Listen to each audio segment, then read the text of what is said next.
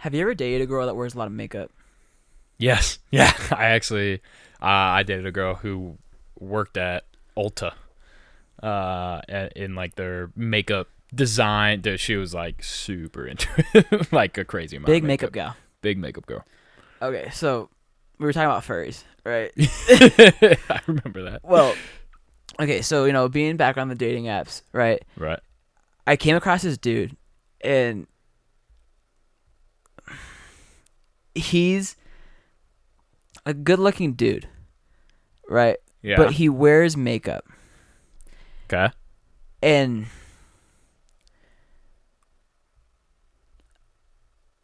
I'll be honest, the first thought I had, bro, was you're a good-looking dude if you didn't wear makeup. Like, you're good-looking.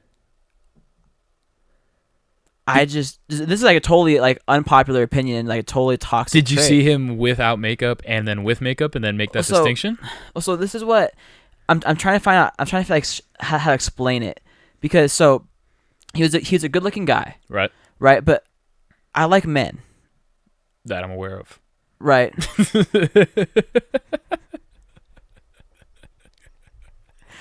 If I wanted to date a girl, I would date a girl, Right. right? And Okay. he wears a lot of makeup a lot of the time. Right. And like in his bio, it was like dating me is like dating one cute boy and 1,000 cute girls. And I was like, How does that work? Show me drag. that math. Let me Big see drag that guy. math. Okay. Big drag guy. Now, how do you feel about that? So this is where so to be completely honest with you, I initially thought, how would I be perceived? How would we be perceived? Naturally. That's Right. Fair. That's fair. It made me think of this guy. I fumbled the bag with him. Absolutely did. Hate to see it. It was a couple of years ago. Mm-hmm. First time I met him, dude. Like I put this man through the ringer, bro. Through the ring. I fumbled this bag. 1,000%. That's a rookie mistake. Rookie mistake, but I can acknowledge it. Yeah. Like It's I a don't way to learn. I don't have many regrets, and I can say like I'm the bag 99% of the time. I fumbled this bag. Good looking dude. And the first time we ever hung out, bro, I was playing in the snow, Oh yeah. and I got some bad powder, Ooh. tripping. No. But this is how dope this dude was, though. This is what I'm saying. Like I fumbled the bag in a plethora of ways. Ooh, good word. Right? Thank you. That was nice. Thank you. So this dude. So at first, we're just talking. I'm at a party. I'm like, pull up. Like, I got the hose in me. Like I'm a little frisky baby. Like bet. Like pull up. I barely remember him getting there. Oh. So I'm hammered. Never ideal. Right. But from what I remember, he was a good-looking guy. Yeah. It was kind of like I can paint his silhouette, right? Like, I'm like, he was fuzzy, but cute fuzzy. And so he pulls up, and so I'm playing in the snow. I get some bad powder. Dude, I'm like, we got to go. He's like, why? I'm like, we got to go now. Get in the car. I'm tripping sack on this dude. No. I'm like, I haven't told you this, but I'm in the FBI. Dude, I start Yo, dude, you're not tripping. You have exited your body and moved into another reality. Bro, it's a different thing. I am somewhere else on this dude. And this dude at the time, dating in your 20s, right? Like, yeah. He has never seen this before. No. Never. So we get in this car. I'm like, I haven't told this, but I'm an FBI agent. And what could possibly I'm come so next? serious, bro. And I'm like, there's this guy called Dr. Scratch that's after me. This guy I'm referring to is a Criminal Minds character. Dude, I'm so serious. I'm referring to a Criminal Minds character. It was like Dr. Myself Scratch and or Spencer something. Reed have been working this case Dude, for months. I'm an undercover FBI agent. Like, this is all vague memory. Like, and this is a lot of it's like what he was telling me, because I'm like, what the fuck happened? and so he's like, dude, are you okay? Like, wait, are we in trouble? Like, what's happening? Am I being arrested right now? Should I call my mom? And so I'm like, just take me back to my place. And I'll explain everything when we get there. And so then I'm like tripping sack on him. I'm like looking out the windows, like. He's like, this guy's not an FBI agent. And so then I'm like, I want you to know where I live. And so he drops me off like a half mile from my house. God. Drops me off. I'm like I look. I'm like, where'd you drop me off? And I remember the location it was. It was like in a bank, like half a mile away. I don't know how I made it home. Don't know how I made it home. But so I make it home, dude. My roommate, I'm like, Alex, they're here and they're after us. It's Dr. Scratch. They're after us. He's like, eat some chicken nuggets. All right, easy. He's like, get in the house. First of all, he puts his joint down. He's like, first of all, okay. First of all, he had a hammer. He thinks I'm some intruder because it's like 3 a.m. He's like, dude, I almost beat your face in. So I'm like banging on the window because the house is locked. Yeah. And I lose my phone in the process. I don't have my phone. Of course. And I left my phone in his car. Oh no. So I lose my phone in the process. I'm banging on no. this dude. Like I'm banging on our windows. Like, let me in. Dr. Scratch is after me.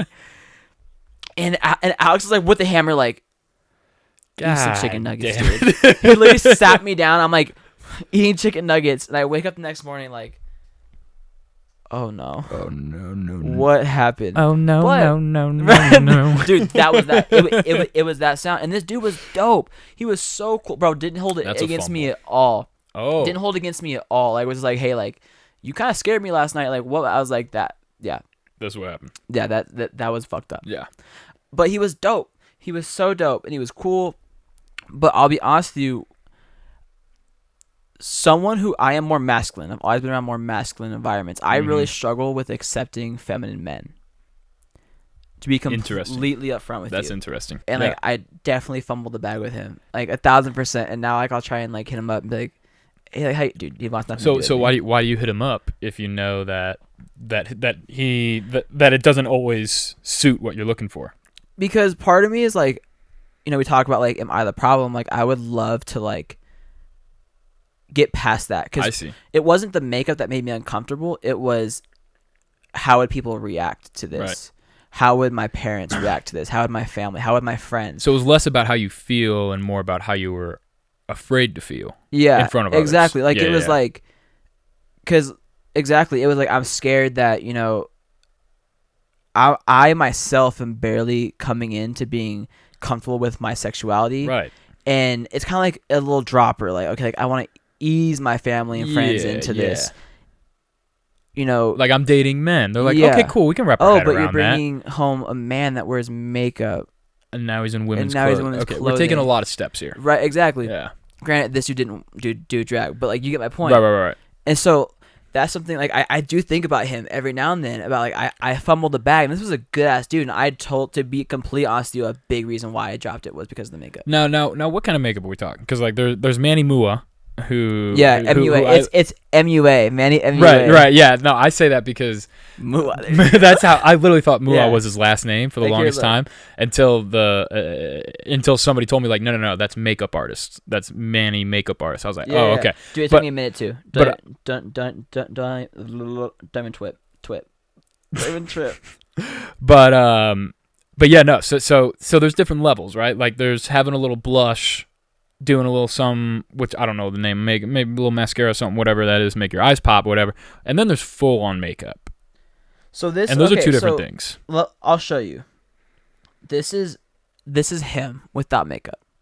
Good looking dude. Good looking dude. This is him in like daily makeup. Okay, But this is where I fucked up, man, because I would see, like, when I first was coming out, dude, like I had this huge crush on this artist called Ryan Potter. He was a Okay. makeup artist. Huge crush on this guy. right. But I was also like, I looked past the makeup because I was like, you're successful in what you do.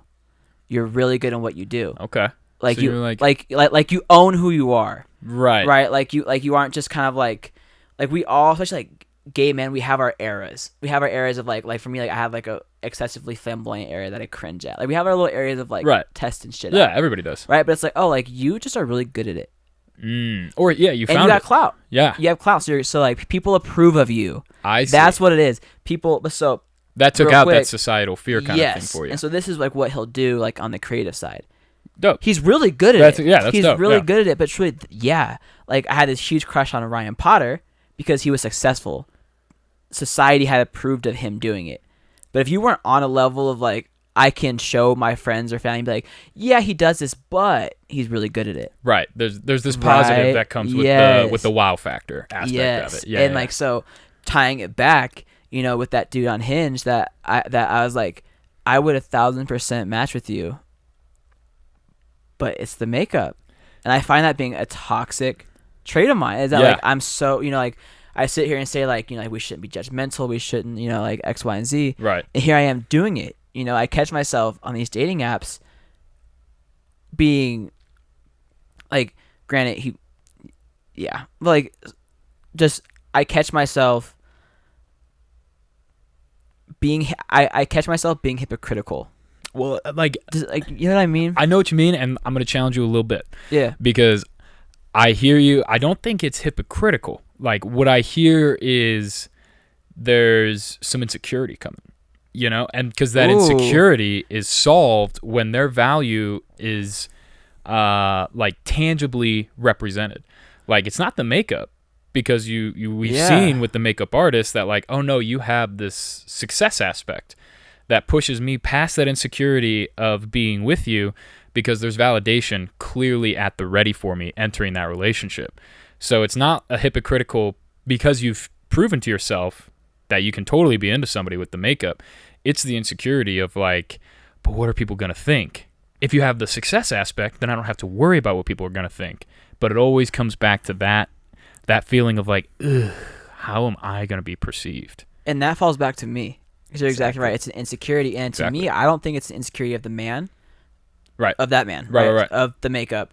Because I also always say, like, I find myself being with someone who's artistic. I love someone who can be their own. And that was some dope art. And who the fuck am I to say that? Yeah. If I'm out here canceling you out because of an insecurity, I think that insecurity comes down to being gay. Yeah. Deep down, we've had lots of talks about this. Right. Right. But accepting that, like for myself, divine masculinity, mm-hmm. that I myself am a more masculine person, but there is a feminine side of me that I'm falling in love with. Yeah. Right. And thinking of what society is going to think, mm-hmm. right? Thinking of being in those locker rooms, right? Thinking of like, oh God, what would this person say? What would my boys say? What would, right? Yeah. And thinking of, and honestly, this toxic trait of like, well, if I wanted to date someone that wears makeup, I'd just date a girl. Right. That's how I thought a lot of the times. Yeah. Right. And I started to compare that person to girls. I was like, mm-hmm. well, this girl's prettier. Right. Like, and it's just learning that. Yeah, like that was good. It is very much so an insecurity piece. Yeah. Hopefully now that you know that, and you see somebody who's wearing makeup that you're like, oh, everything's working. I'm vibing with all this, that makeup. Oh, and you'll feel that little hesitation. Yeah. But now like, okay, that's a reflection of how I feel. Now I know I'm dope. I know I'm proud of what I'm putting out to the world. So if I'm into this person, like, cool, I'm going for it. Exactly. And not looking at the makeup like with that guy on Hinge, like it's looking past that and looking at. To me, drag is creativity. Oh, yeah. Right? And it's looking past that. And for the guy that I fumbled the bag with, it's like, that's a passion of his. That's a hobby of his. Right. Someone could look at what I'm doing and say, what are you doing? Right? Like, that's cringe. Yeah. Right? Yeah, so it's that same vice versa energy. Watching. Yeah. Right? It's that same energy of, like, support. Once again, it's like, how can you love somebody if you can't love yourself? So it's like, support other people. Like, support their dreams, support what they're doing. And that feeling is like, no, I deserve to be loved too. Like, exactly. I'm confident in that. Exactly. And then you'll be able to open up to it. Exactly.